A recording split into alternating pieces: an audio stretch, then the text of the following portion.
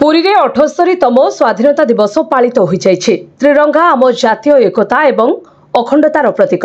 1947 मसीहा आजिर दिन में स्वाधीनता संग्रामी त्याग एवं बलिदान जोगु आमे स्वाधीनता पाइथिलु बोली कहिसंती राज्य स्वास्थ्य एवं परिवार कल्याण संसदीय व्यापार सूचना एवं नियुक्ति मंत्री डॉक्टर मुकेश महालिंग आज सकाल 9 घटिका समय पुरी तालबणिया स्थित स्पोर्ट्स कम्प्लेक्स 78तम जिला स्तरीय स्वाधीनता दिवस पालित होइतला।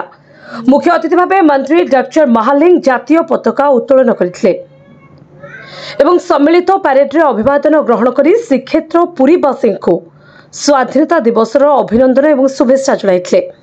एही अवसर में जातिर जनक महात्मा गांधी समेत समस्त बरपुत्र मानकु से श्रद्धांजलि अर्पण करथिले।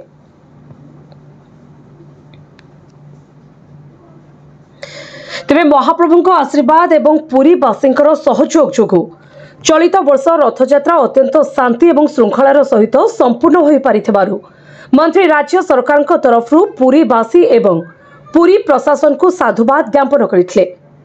परे स्टाडियम परिसर में वृक्षरोपण उत्कल बालाश्रम अंतेवासी को मिष्टान एवं पोशाक बंटन एवं जिला मुख्य चिकित्सालय रोगी मानक फल बंटन करा एवं गोपबंधु आयुर्वेद महाविद्यालय परिसर में एक रक्तदान शिविर को मुख्य अतिथि उद्घाटन करथिले।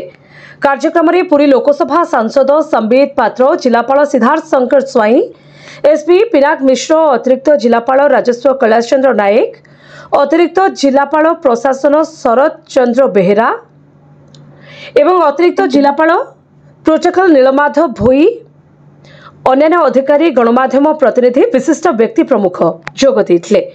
विभिन्न स्थान में बड़पुत्र मानक प्रतिमूर्ति माल्यार्पण करा जायथिला।